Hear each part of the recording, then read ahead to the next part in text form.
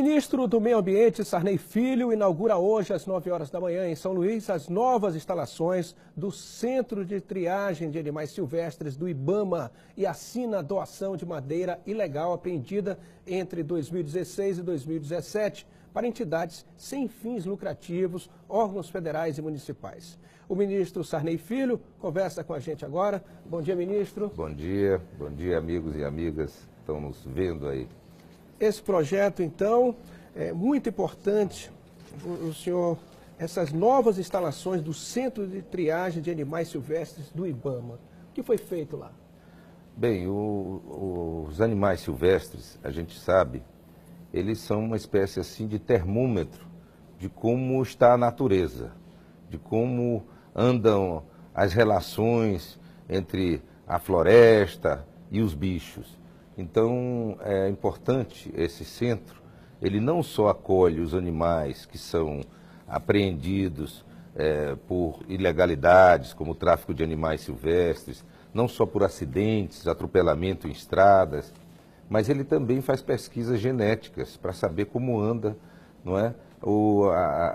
A relação, como estão esses bichos e se a raça está melhorando, está piorando, se é o que existe de novo. Então, é uma das maneiras que você tem, além de você, é lógico, devolver, tratar dos animais, o que é muito importante, porque evita maus tratos.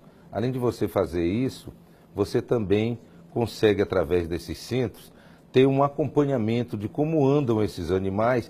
E esses animais, como eu já disse, eles significam, eles podem nos dar pistas de como está a situação desse ambiente onde eles estão vivendo. Só um exemplo assim, agora, semana que vem, eu estou indo para o Parque do Iguaçu, onde nós vamos fazer uma reunião para comunicar que as onças, a população de onça está aumentando. Muita gente diz assim, poxa, mas o ministro do Meio Ambiente vai lá para a Foz do Iguaçu para dizer que o número de onças estão aumentando, porque se o número de a onça é o predador top da cadeia.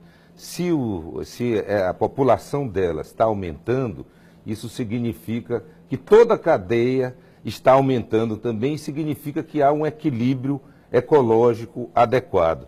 Então, são coisas assim muito importantes que a gente, a princípio, não dá muita importância, mas que elas são fundamentais para que a gente possa, nesse mundo cada vez com mais habitantes, nesse mundo cada vez com mais crise ambiental, que a gente possa controlar esses aspectos e fazer com que a natureza, né, os biomas, como eu digo, que na realidade são a natureza, ela possa continuar seus serviços, prestando seus serviços ambientais. Sem dúvida, tem que ser de todos nós essa luta, né? Ministro, também haverá a doação de madeira apreendida nesses 2 últimos anos. Eu queria que o senhor falasse também dessa situação. A gente ainda tem isso muito de apreender madeiras ilegais aqui.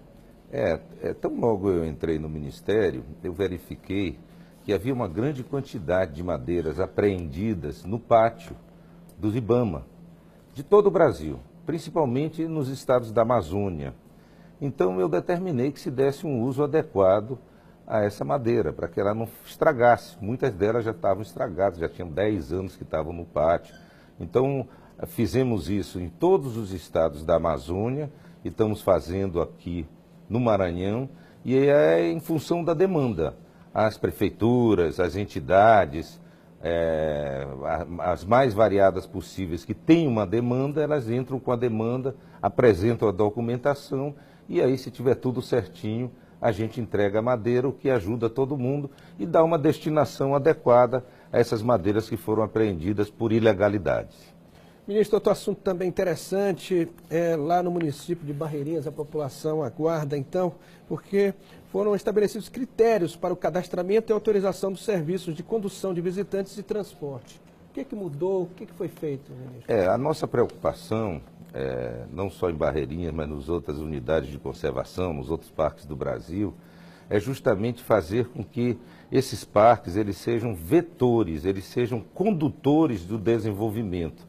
E como está chegando agora a época das férias, onde aumenta muito o número de turistas, também muitas empresas de outros locais se dirigiam para Barreirinha para fazer o transporte para se aproveitar dessa situação, porque desse momento em que tem muita gente.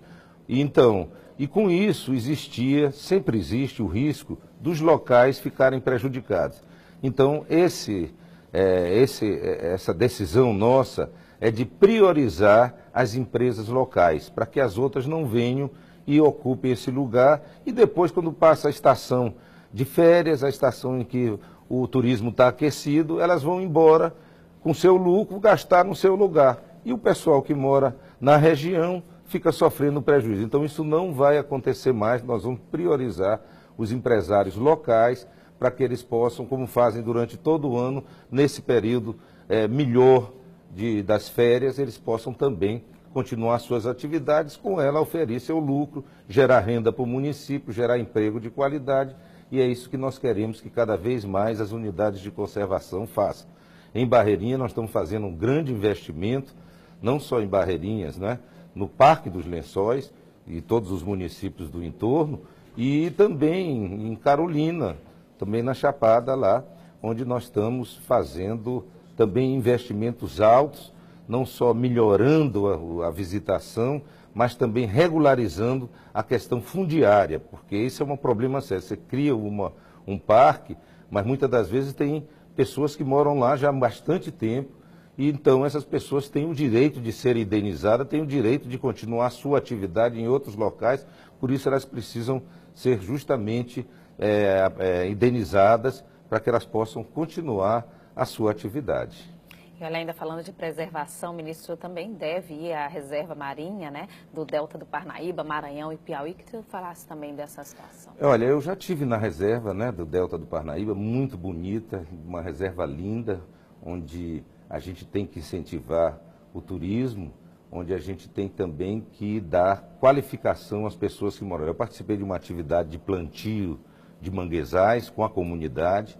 O que é uma reserva extrativista? Nós estamos criando 3 novas reservas extrativistas aqui no Maranhão. Uma no município de Humberto de Campos, outra no município de Bequimão e outra no município que atinge o município de Carutapera e Luiz Domingues.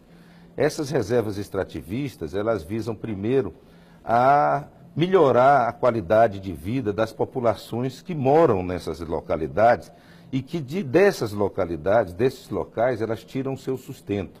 Então, é tudo de bom, porque as pessoas sabem, por exemplo, o catador de caranguejo sabe a importância do manguezal para ele poder ter o caranguejo. Há uma lagoa de produção de peixes, então eles sabem que se essa lagoa, onde os peixes vêm fazer sua reprodução, se ela for maltratada, eles perdem essa oportunidade. Então, a própria população, ela vai ter a segurança de morar no seu local, ela vai ter ajuda de qualificação e ajuda na comercialização dos seus produtos. As reservas extrativistas, elas também, os babaçuais, as quebradeiras de coco, logo que cheguei no Ministério, eu fiz um reforço para que a gente pudesse reforçar e intensificar a criação de reservas extrativistas. E tem um conselho que as quebradeiras de coco aqui do Maranhão, elas que já tiveram agora um ganho na minha gestão do preço do babaçu, elas também têm um assento nesse conselho, e nossa intenção é cada vez mais ampliarmos as reservas extrativistas e as reservas de desenvolvimento sustentável. Ministro do Meio Ambiente, Sarney Filho, a gente só tem a agradecer então a sua presença hoje aqui no Bom Dia Mirante, trazendo essas boas notícias aí para a nossa população. Obrigado a todos que estão nos vendo e nos ouvindo aí. Bom dia e bom fim de semana.